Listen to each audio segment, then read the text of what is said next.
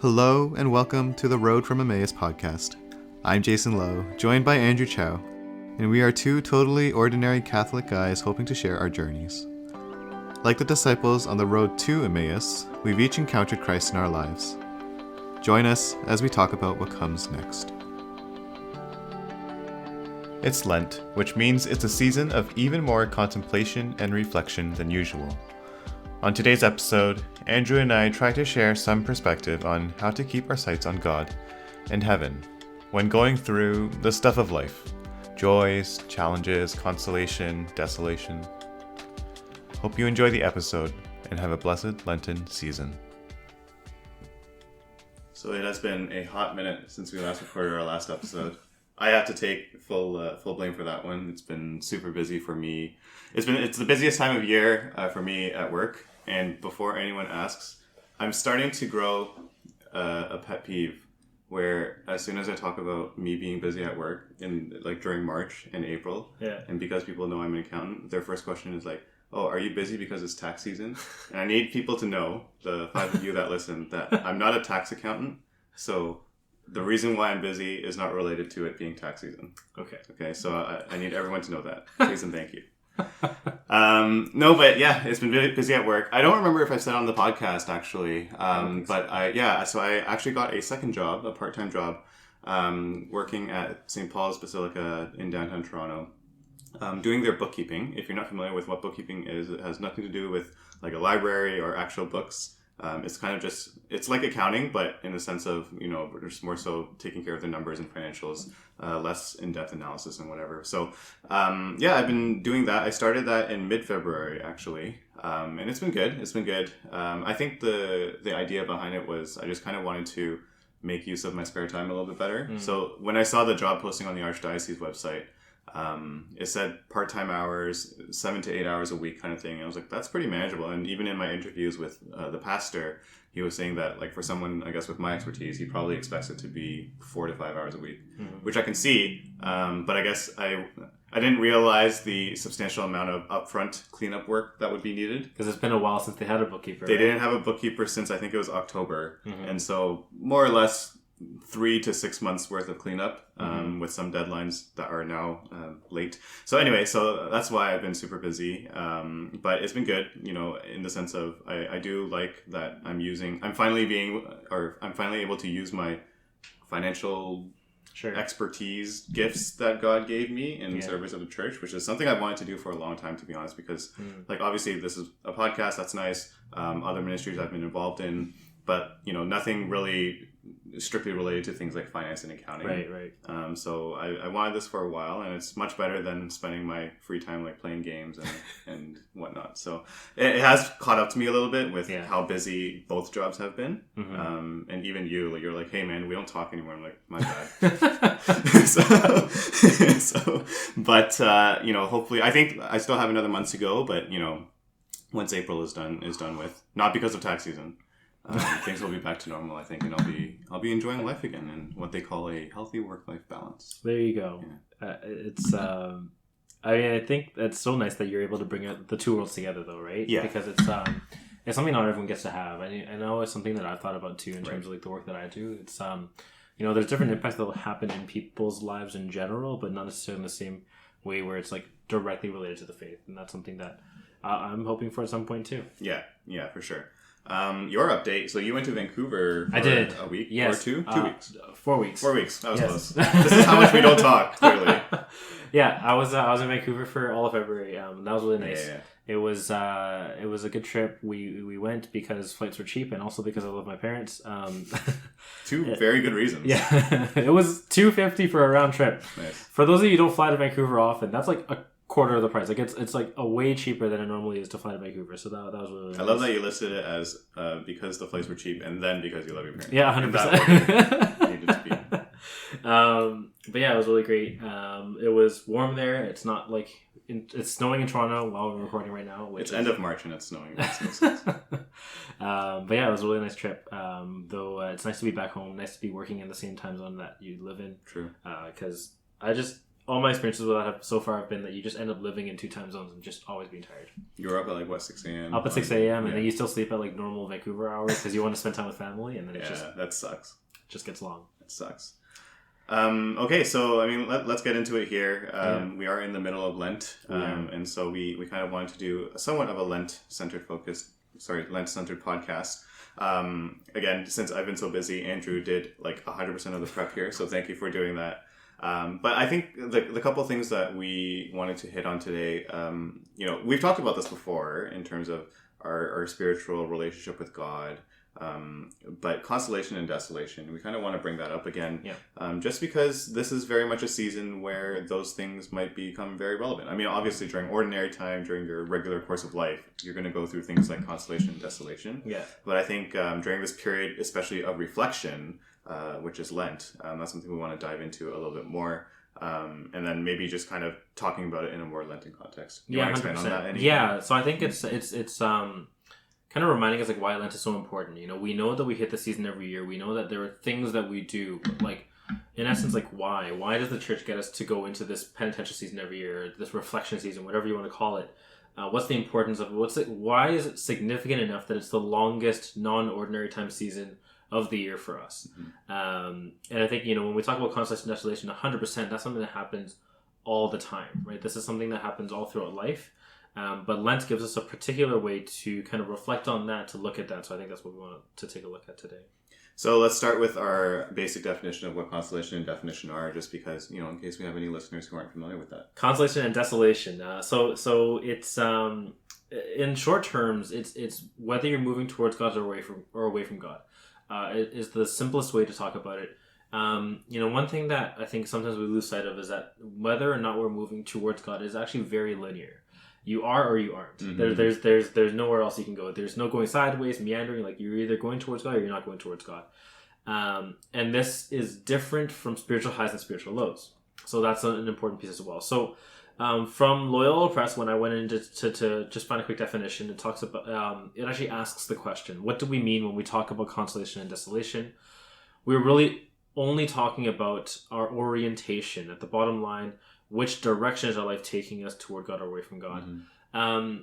And there are particular ways that you can understand this and learn about it and recognize it, but there's some symptoms that you can find, right? So desolation typically is when you turn inwards towards yourself. You're looking at yourself, I am this way, Jason's not good enough, Andrew's not good enough. You're looking inwardly at those kinds of things.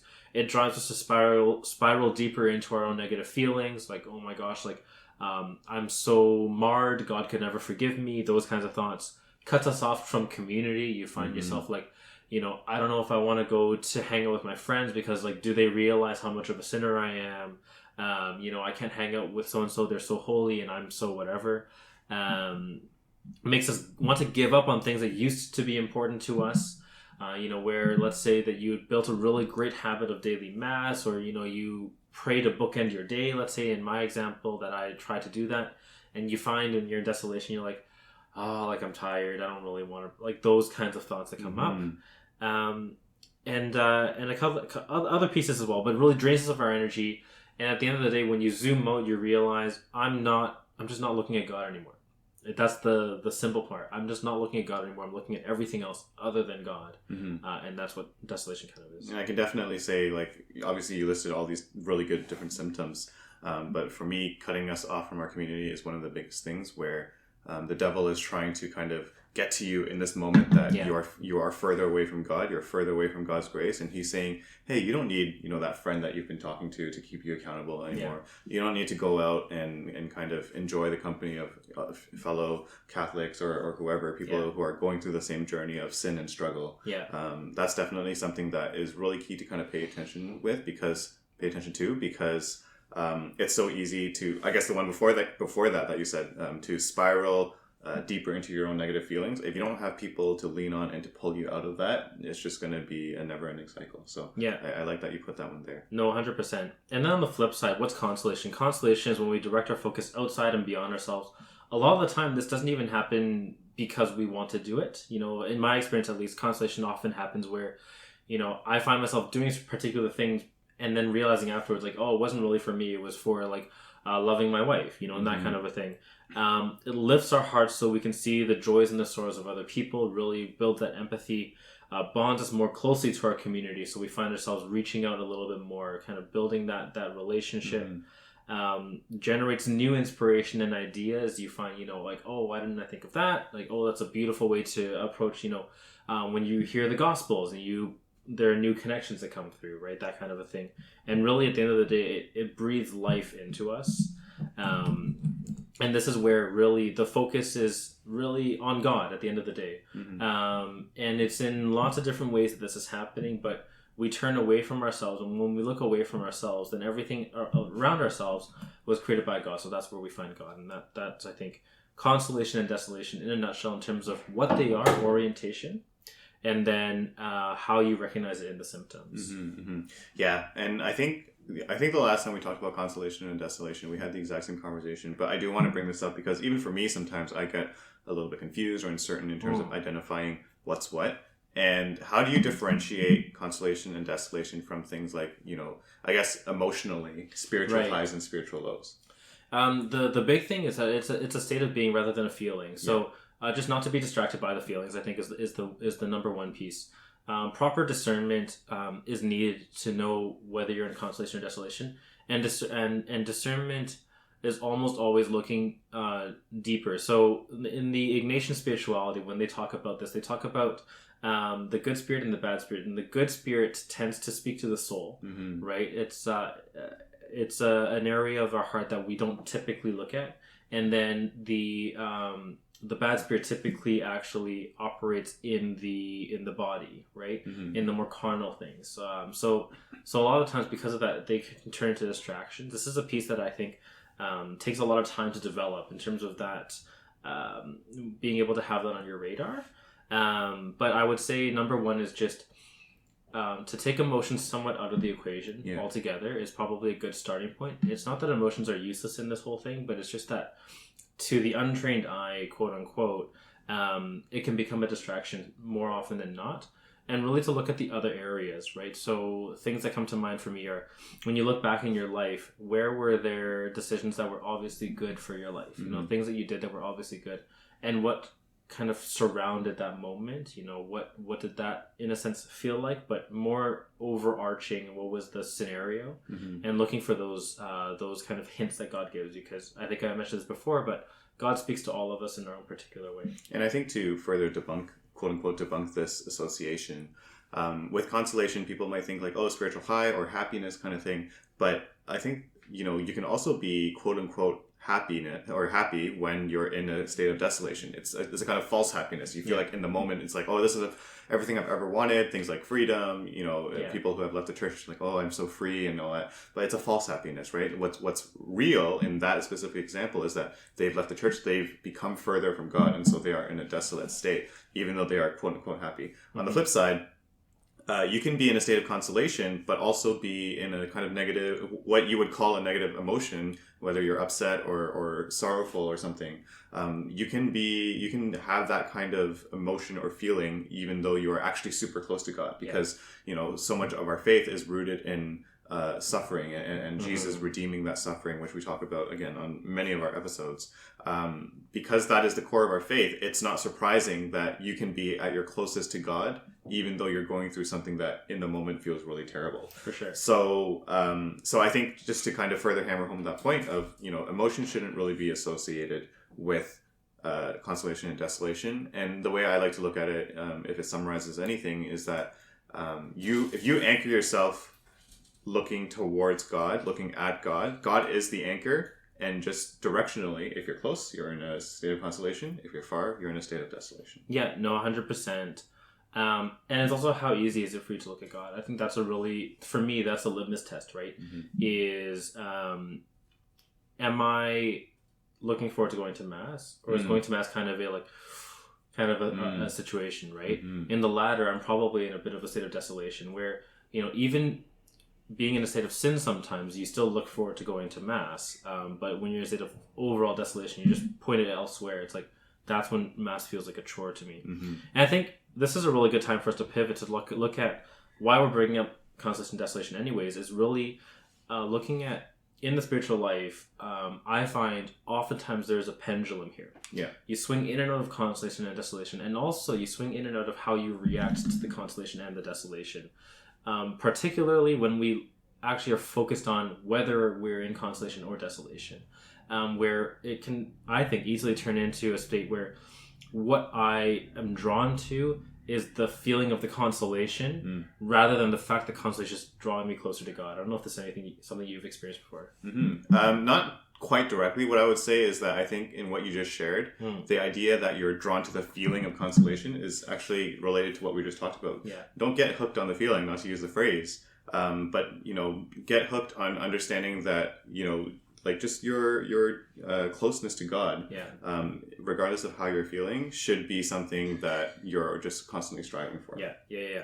I think for me, so this is something that happens all the time. Is that I'll be in an upswing and everything is just great, sunshine and roses, and a lot of the times I'll actually associate that to the things that I did, and there's a trickiness here, right? Where, let's say, for example, 2 years ago, I started praying the Divine Office, or Liturgy of the Hours. We've talked about it a few times now. And I loved it. It was beautiful. It was really giving me lots of life. You went out and bought all the books. I bought all the books and everything. I'm just using the app still. So. And it was a really, really wonderful thing. And then I hit a dry patch, and I started to move in a state of desolation. But I was like, all right, well, what I'll do to get out of this is I'll get back to my habit of praying the Divine Office. Yeah. Now, it's interesting because praying the office is in and of itself a good thing. It's prayer. It's a liturgy. It's liturgy of the hours. You're praying with Jesus. Like that, like it's hard to argue that's a bad thing. But the issue was that I looked at that as a trigger for me to earn the consolation back. Like it was a checklist item? Like a checklist item, exactly, right? So this was when I was in consolation, that was when I did this. So now that I'm in desolation, let me do this again so that God will give me back the consolation. Let me give God the hint that he needs to give me and it's now turning into Andrew's deciding, Andrew's in charge of like what doesn't happen, rather than discerning like, all right, like this is where I'm at. God, where do you want me to go next?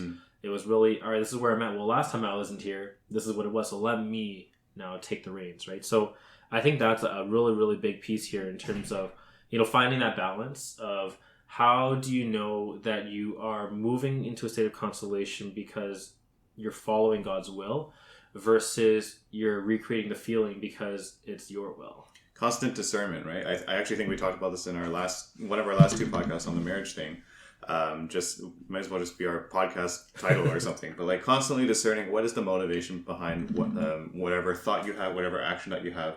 I do want to say that, like, to be honest, I actually think it's kind of the right thought to be like, hey, I'm in a state of desolation. I'm going to rely on the structure that I've set up for myself to pray the Divine Office. I'm going to rely on the structure to go to daily mass, even though I don't quote unquote feel like doing those things. So I think there is a grain of truth there. But I think deeper, perhaps more specific to your personal situation, you also realize that it was becoming a checklist item. And in that sense, I can definitely see that, maybe that's not what we're totally exactly. And this is where it gets so nuanced, right? Is that when we start taking a look at this, when we've brought up addition spirituality a few times already, St. Ignatius lays out some rules for discernment in terms of navigating these situations. In particular, Rules 5 and 6. So in rule number 5, I'll just read it verbatim. It says, in time of desolation, never make a change, but be firm and constant in the resolutions and determination in which one was...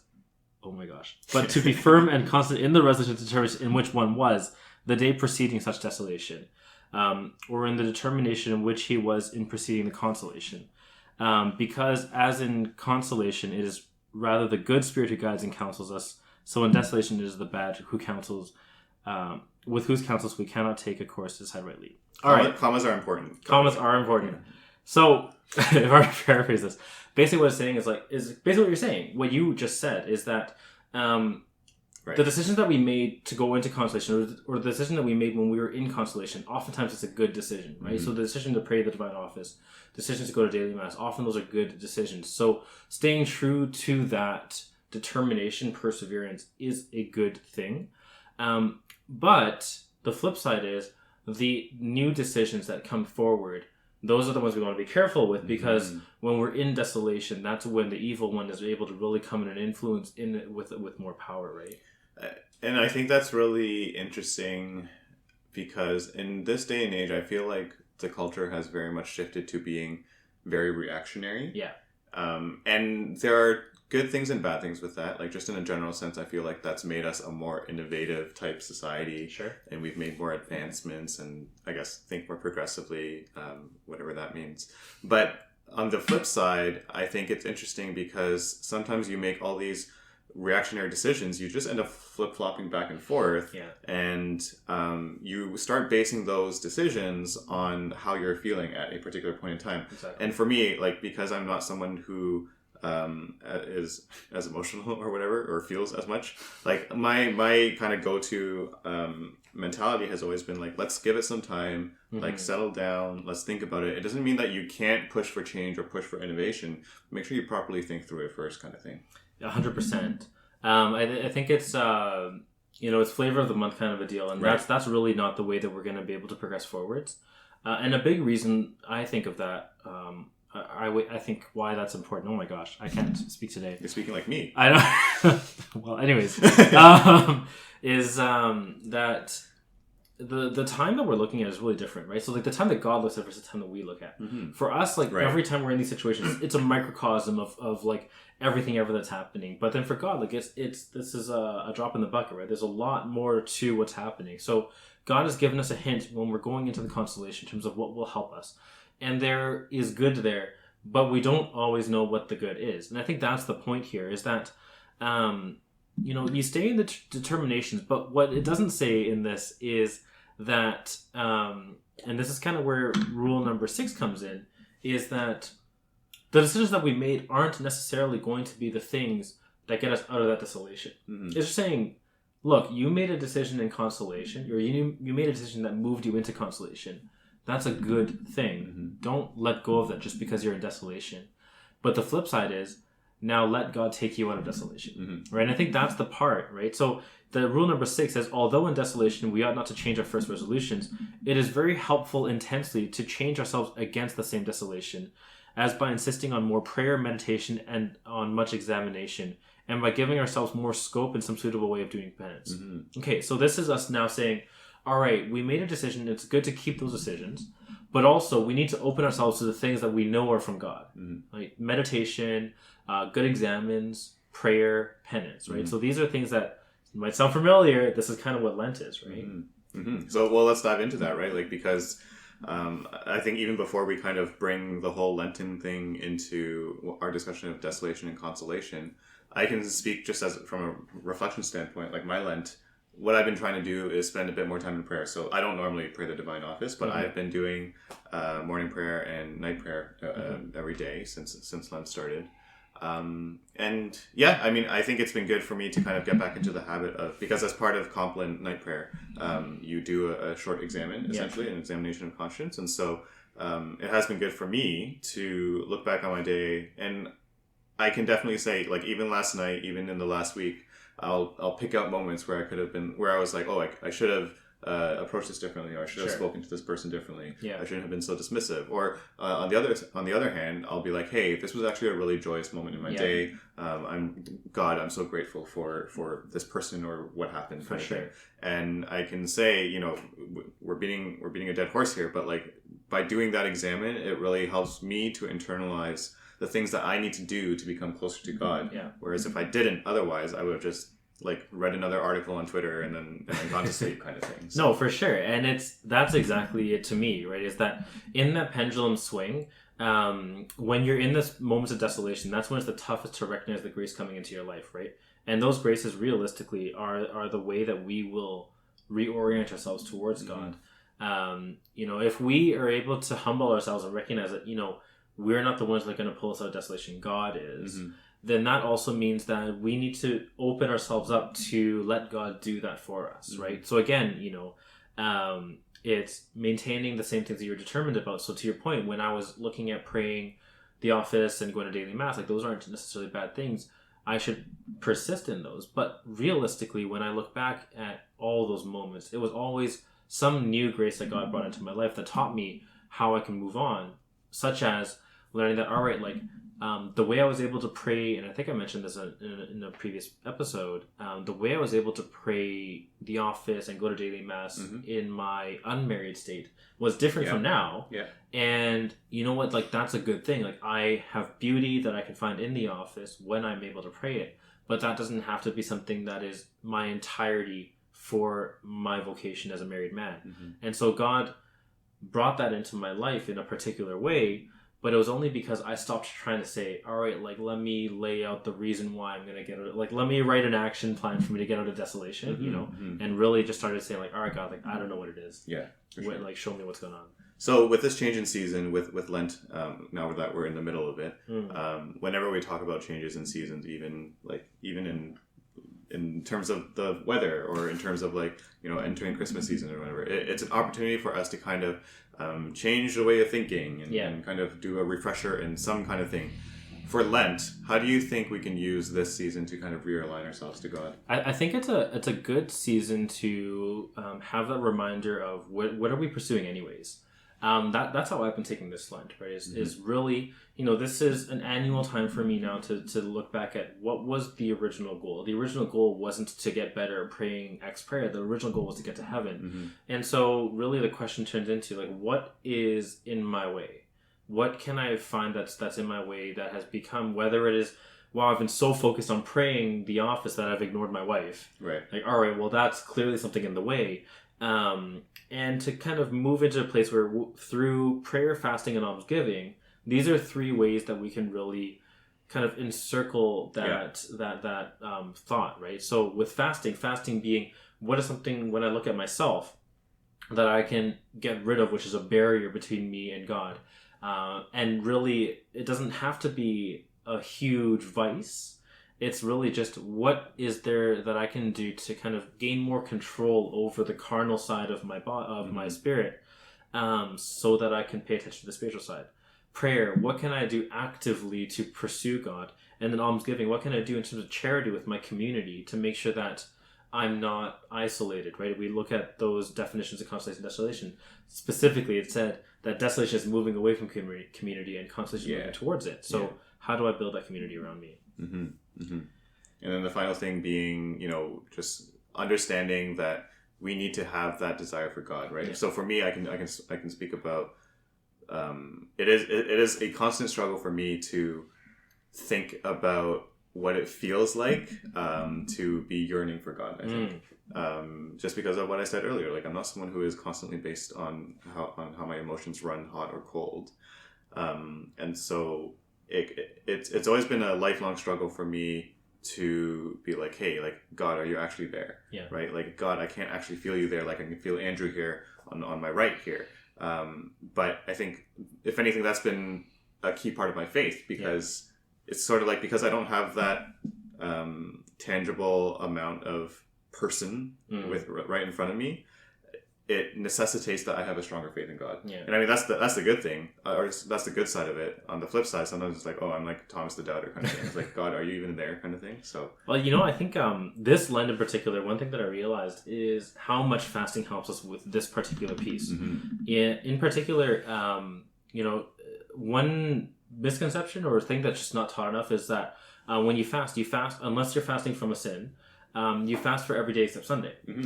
And what I realized is that if we can fast from a creature comfort, that's not a bad thing, not even a bad thing in our life necessarily, just a way for us to, like, again, assert dominance over our carnal side, really learn to control ourselves and show that diligence and self-control. Then going back to that creature comfort on Sunday, like now you look forward to Sundays. And really teaching our body to look forward to Sunday again. Look forward to the day that you are reunited with God.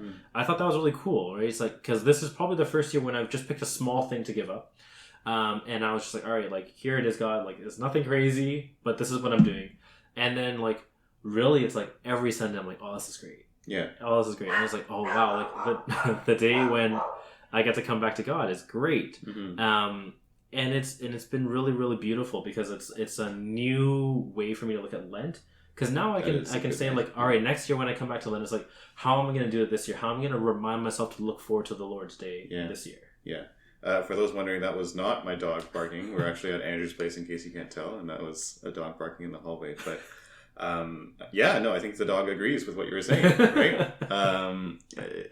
That's actually a very beautiful realization for me, even to be like, hey, that's a new way of looking forward to Sundays. Because I actually wanted to take this a little bit off on a tangent for a few minutes, but like we talked so much about the office, and something that I've been reflecting on as I've been going through praying just morning prayer and night prayer. I haven't even been doing evening prayer or anything, or the readings. But I was just thinking that, like, over the course of the last probably 5 to 7 years, there have been points in my life where I've done the office for like a few months at a time, kind of thing, picked it up, let it go, and I'm just wondering from like the point of view of someone like you, maybe, who's kind of doing it every day, or definitely someone like the religious, so priests and sisters, who literally have to do it every single day without fail. Like, do you think it ever becomes a chore, or do you think it ever becomes boring, kind of thing? Because even now, just 2 weeks in, I'm just like, I'm just reading words in the morning, kind of thing. I think 100% does. And to be clear, I don't pray it every day anymore. Yeah. But I try my best. Mm-hmm. It definitely does. There are definitely days when, even in religion that I've spoken to, it's just like, God, I'm tired. I'm not going to be able to do more than just read the words off the page. Mm-hmm.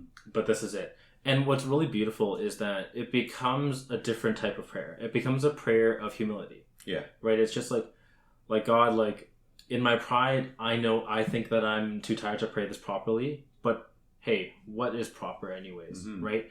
So 100%, that's I think something super normal, something that I experienced. But then it lends, I think, new lenses to it. So in particular, the Psalms, which is what the office is really wrapped around, right? It's really beautiful because the Psalms turn into less of a like I'm praying for a particular purpose. It's really just it's a study on human emotion. It's really what the Psalms are. Mm-hmm. And so like letting yourselves see these new things as you go through it, or just doing it for the sake of doing it, like that's a beautiful prayer too. So I think it's super normal. I spoke earlier about like, just if you're in a state of desolation, kind of relying on the structure of it. And that's a very practical way of looking at it. But I think another way of looking at it, which you basically just touched on anyway, is also just you're still choosing to spend the next 10 minutes in prayer with God. Yeah. Maybe they are just words that you're reading, but you are still dedicating that time to whether it's praise God through Psalms or kind of feel the human nature through Psalms, and just spend time with God. That's still a choice that you're making. So. I also think like it depends on your state, right? So whether you're a religious or a lay person, the office means very different things. Mm-hmm. I think praying the office as a lay person is a beautiful choice that is very much an extra way that you're orienting yourself towards God throughout your day, however many of the prayers you pray. That you're opting into versus as a religious, it's a commitment that you've made to your vocation, right? In the same way that I've made a commitment in my vocation.